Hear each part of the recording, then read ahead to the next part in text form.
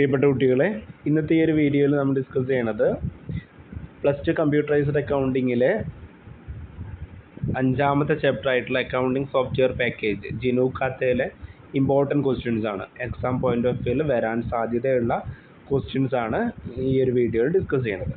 Okay, മറ്റ് 4 ചാപ്റ്റേഴ്സിൽ important questions നമ്മൾ എന്ത് ചെയ്തിട്ടുണ്ട്, ഡിസ്കസ് ചെയ്തിട്ടുണ്ട്. അപ്പോൾ അത് കാണാത്തവർ അത് വാച്ച് ചെയ്യുക. മസ്റ്റ് വാച്ച് എന്ന് പറയുന്ന വീഡിയോ ആണ്.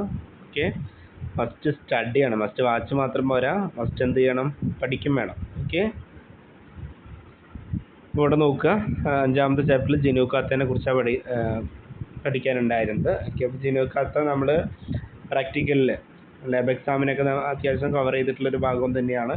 ആ ലാബ് എക്സാമിന് നമ്മൾ പ്രാക്ടിക്കലിൽ എന്തൊക്കെയാണോ ചെയ്തത് അതൊക്കെ തന്നെ തിയറിറ്റിക്കലി പറയുന്നു എന്ന് മാത്രമേ ഉള്ളൂ അതിൽ. ഓക്കെ, ജിനൂക്കാത്ത എന്താണെന്ന് പഠിച്ചു വയ്ക്കുക. ദെൻ ഫീച്ചേഴ്സ് ഓഫ് ജിനൂക്കാത്ത അത് പഠിച്ചു വയ്ക്കുക. അപ്പോൾ എന്താണ് ജിനൂക്കാത്ത എന്ന് ചോദിച്ചു കഴിഞ്ഞാൽ ഈ ഫീച്ചേഴ്സ് പഠിച്ച ഫീച്ചേഴ്സ് എഴുതി വെച്ചാലും മതി. ഓക്കെ, അപ്പോൾ എന്ത് ചെയ്യുക, ജിനൂക്കാത്തയുടെ ഫീച്ചേഴ്സ് ഒരു 4 എണ്ണം പഠിച്ചു വയ്ക്കാം. എന്തൊക്കെയാണ് പറയുന്നത്? Features of GNUKhata, first one free and open source accounting software. Okay, accounting software free and open source accounting software ആണ്. പിന്നെ based on double entry book keeping ആണ്. Then ledgers, profit loss account, balance sheet etcetera can be generated. Okay, ഇത്തരം documents, ഇത്തരം reports ഒക്കെ നമുക്ക് എന്ത് ചെയ്യാൻ പറ്റും, ഇത് ഉപയോഗിച്ച് ജനറേറ്റ് ചെയ്യാൻ പറ്റും. Then facility of attaching source document with voucher entry. Okay, voucher entry നടത്തുമ്പോൾ നമുക്ക് എന്ത് ചെയ്യാം, ഓരോ ട്രാൻസാക്ഷനും തക്കതായിട്ടുള്ള പ്രൂഫ് സോഴ്സ് ഡോക്യുമെൻറ്റ് കൂടെ അറ്റാച്ച് ചെയ്യാനുള്ള സംവിധാനം എന്തിലുണ്ട്, ജിനൂക്കാത്തയിലുണ്ട്. Then can be used by both profit making and non profit making organisations. Okay, profit making ഓർഗനൈസേഷനും നോൺ പ്രോഫിറ്റ് മേക്കിംഗ് ഓർഗനൈസേഷൻസ് ഉണ്ട്, അവരിലൊക്കെ എന്ത് ഉപയോഗിക്കാൻ പറ്റും, ഈ ജിനൂക്കാത്ത സോഫ്റ്റ്വെയർ ഉപയോഗിക്കാൻ പറ്റും. ഓക്കെ, അതാണ് അതിൻ്റെ ഫീച്ചേഴ്സ് പഠിച്ചു വയ്ക്കണം കേട്ടോ, ഫീച്ചേഴ്സ്. പിന്നെ അതിൻ്റെ ഒരു ഹിസ്റ്ററി ഒക്കെ പറയുന്നുണ്ട്, ആരാണത് ഡെവലപ്പ് ചെയ്തിട്ടുള്ളത്, അതൊക്കെ ഒന്ന് ജസ്റ്റ് നോക്കി വയ്ക്കുക, ഫീച്ചേഴ്സ് നോക്കി വയ്ക്കുക. ഇനി ഇത് പരീക്ഷയ്ക്ക് ചോദിച്ചിട്ടുള്ളതാണ്. System generated ledger accounts. GNUKhata open ചെയ്ത് കഴിഞ്ഞാൽ നമുക്ക് 4 അക്കൗണ്ട്സ് ഓൾറെഡി അതിൽ ജനറേറ്റ് ചെയ്തതായിട്ട് കാണാൻ പറ്റും. സിസ്റ്റം ജനറേറ്റഡ് അല്ലെങ്കിൽ ഡീഫോൾട്ട് ലെഡ്ജർ അക്കൗണ്ട്സ് എന്നാണ് പറയാം.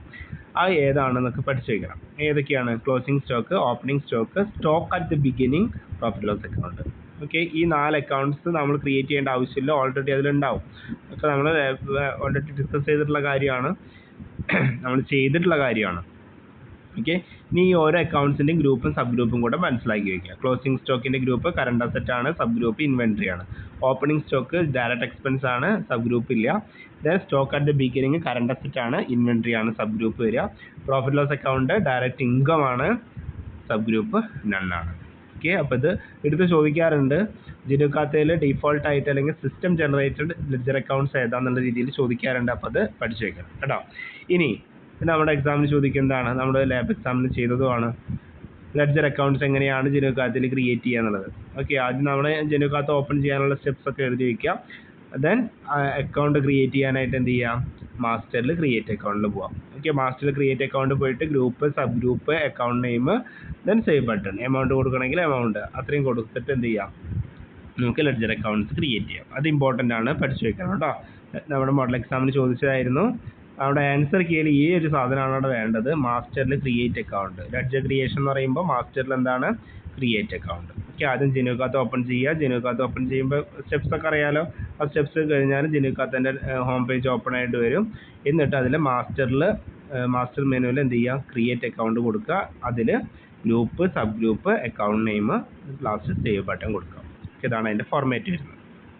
ഇനി ഇപ്പോൾ നമ്മൾ നേരത്തെ പറഞ്ഞ 4 എണ്ണം സിസ്റ്റം ജനറേറ്റഡ് ആയിരുന്നു. ഇനി പ്രോഫിറ്റ് ലോസ് അക്കൗണ്ടിലെ ഇതേപോലെ 4 ഗ്രൂപ്പ്, സബ് ഗ്രൂപ്പാണുള്ളത്. ഇനി പറയുന്നത് ഗ്രൂപ്പ് ആൻഡ് സബ് ഗ്രൂപ്പുകളാണ്.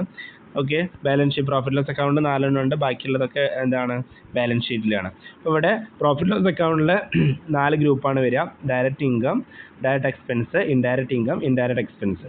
ഓക്കെ, അതിൽ സബ് ഗ്രൂപ്പ് ഈ 4 എണ്ണത്തിന് എന്തില്ല, സബ് ഗ്രൂപ്പ് ഇല്ല, അത് പഠിച്ചു വയ്ക്കുക.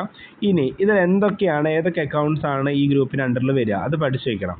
ഓക്കെ, അപ്പോൾ ഇവിടെ ഇത് കഴിഞ്ഞ കുറേ വർഷങ്ങളായിട്ട് റിപ്പീറ്റഡ് ക്വസ്റ്റ്യൻ ആണ് കേട്ടോ. ഇതിൽ ഓരോന്നും ഓരോ ലെഡ്ജർ അക്കൗണ്ട്സ് എന്നിട്ട് അതിൻ്റെ ഗ്രൂപ്പ് ഏതാണ്, സബ് ഗ്രൂപ്പ് ഏതാണെന്ന് എഴുതുന്ന ആ ടൈപ്പ് ടേബിൾ ഫോർമാറ്റിൽ ക്വസ്റ്റ്യൻ ചോദിക്കാറുണ്ട്. ഓക്കെ, ഇവിടെ എക്സാമിന് ചോദിക്കുക, അവിടെ സെയിൽസ് എന്ത് തരും, എന്താണ് സെയിൽസ് എന്ന് പറയുന്ന ഒരു ലെഡ്ജർ തരും. സെയിൽസ് എന്ന് പറയുന്ന ലെഡ്ജർ അക്കൗണ്ട് തരും. എന്നിട്ട് അതിൻ്റെ ഗ്രൂപ്പ് ഏതാണെന്ന് ചോദിക്കും. അപ്പോൾ ഏതാണ് ഗ്രൂപ്പ്? Direct income. ഓക്കെ, അപ്പോൾ ഇവിടെ പഠിച്ചു വയ്ക്കുക. ഡയറക്റ്റ് ഇൻകത്തിൻ്റെ അണ്ടറിൽ രണ്ട് ലെഡ്ജർ അക്കൗണ്ട്സ് ആണ് വരിക. ഒന്ന് സെയിൽസും രണ്ടാമത് പർച്ചേസ് റിട്ടേണും ആണ്. ഡയറക്റ്റ് ഇൻകത്തിന് വരുന്നതാണ് സെയിൽസും പർച്ചേസ് റിട്ടേണും. ഇനി ഡയറക്റ്റ് എക്സ്പെൻസിൽ വരുന്നതാണ് ഇതൊക്കെ. നമ്മൾ ട്രേഡിംഗ് അക്കൗണ്ട് വരയ്ക്കുമ്പോൾ ഡയറക്റ്റ് എക്സ്പെൻസ് എന്നിട്ട് കാണിക്കാറില്ലേ? ആ എക്സ്പെൻസുകളൊക്കെ എന്തിലാണ് വരിക? ഡയറക്റ്റ് എക്സ്പെൻസ് എന്ന് പറയുന്ന ഹെഡിലാണ് വരിക, ഗ്രൂപ്പിലാണ് വരിക. ഇനി ഇൻഡയറക്റ്റ് ഇൻകം. പിന്നെ ഡയറക്റ്റ് എക്സ്പെൻസ് പറയുമ്പോൾ ആ ഡയറക്റ്റ് എക്സ്പെൻസിൽ എന്തുകൂടെ വരും? അതും കൂടെ പഠിച്ചു വെക്കണേ. പർച്ചേസും വരും, സെയിൽസ് റിട്ടേണും കൂടെ വരും. അതിന് പുറമെ ബാക്കിയുള്ള എല്ലാ ഡയറക്റ്റ് എക്സ്പെൻസും കൂടെ വരും. അത് പഠിച്ചു വെക്കണം. സെയിൽസ് ഡയറക്റ്റ് ഇൻകം ആണ്, പർച്ചേസ് ഡയറക്റ്റ് എക്സ്പെൻസ് ആണ്. പർച്ചേസ് റിട്ടേൺ ഡയറക്റ്റ് ഇൻകം ആണ്, സെയിൽസ് റിട്ടേൺ ഡയറക്റ്റ് എക്സ്പെൻസ് ആണ്. ഓക്കെ, ആ രീതിയിൽ പഠിച്ചു വയ്ക്കാം. പിന്നെ വേറെ എന്തൊക്കെ റെസിപ്റ്റുകൾ, എന്തൊക്കെ ഇൻകംസ് ഉണ്ടോ അതൊക്കെ ഇൻഡയറക്റ്റ് ഇൻകത്തിലാണ് വരിക. വേറെ എന്തൊക്കെ എക്സ്പെൻസ് ഉണ്ടോ അതൊക്കെ ഇൻഡയറക്റ്റ് എക്സ്പെൻസിലാണ് വരിക. ഓക്കെ, മനസ്സിലാക്കി വയ്ക്കുക. ഓക്കെ, എന്താ പറഞ്ഞത്? പ്രോഫിറ്റ് ലോസ് അക്കൗണ്ടിലെ ഗ്രൂപ്പ്സ് ആൻഡ് സബ് ഗ്രൂപ്പ്സ് ആണ് പറഞ്ഞത്. അതിൽ 4 ഗ്രൂപ്പുകളാണുള്ളത്. Direct income, direct expense, indirect income, indirect expense. Direct ഇൻകത്തിൽ സെയിൽസും പർച്ചേസ് റിട്ടേണും വരും. ഡയറക്റ്റ് എക്സ്പെൻസിൽ പർച്ചേസും സെയിൽസ് റിട്ടേണും, അതിന് പുറമെ വേറെ എന്തെങ്കിലും എക്സ്പെൻസ് ഡയറക്റ്റ് എക്സ്പെൻസുകൾ ഉണ്ടെങ്കിൽ അതും വരും. ഇതിന് പുറമെ എന്ത് എക്സ്പെൻസ് ഉണ്ടെങ്കിൽ അത് ഇൻഡയറക്റ്റ് എക്സ്പെൻസ് എന്നുള്ള രീതിയിലാണ് ഗ്രൂപ്പിലാണ് വരിക. എന്ത് ഇൻകം ഉണ്ടെങ്കിലും അതൊക്കെ ഇൻഡയറക്റ്റ് ഇൻകത്തിലാണ് വരിക. ഓക്കെ ആണല്ലോ? ഇത്രയാണ് പ്രോഫിറ്റ് ലോസ് അക്കൗണ്ടിലെ ഗ്രൂപ്പ് ആൻഡ് സബ് ഗ്രൂപ്പിൽ പറയുന്നത്. ബാക്കി ഇനി ബാക്കിയുള്ള കുറേ ഐറ്റംസ് ഉണ്ടല്ലോ, അസറ്റുകൾ, ലയബിലിറ്റീസ് ഒക്കെ വരുന്നത് ബാലൻസ് ഷീറ്റിലാണ്. ആ ബാലൻസ് ഷീറ്റിന് ഇതേപോലെ എന്ത് പറയുന്നുണ്ട്? ഗ്രൂപ്പ് ആൻഡ് സബ് ഗ്രൂപ്പുകൾ പറയുന്നുണ്ട്. അത് നമുക്ക് എന്ത് ചെയ്യാം? നെക്സ്റ്റ് വീഡിയോയിൽ പറയാം. ഓക്കെ, അപ്പോൾ ഈ ഒരു ഭാഗം നന്നായിട്ട് വായിച്ചു നോക്കുക. Okay, thank you.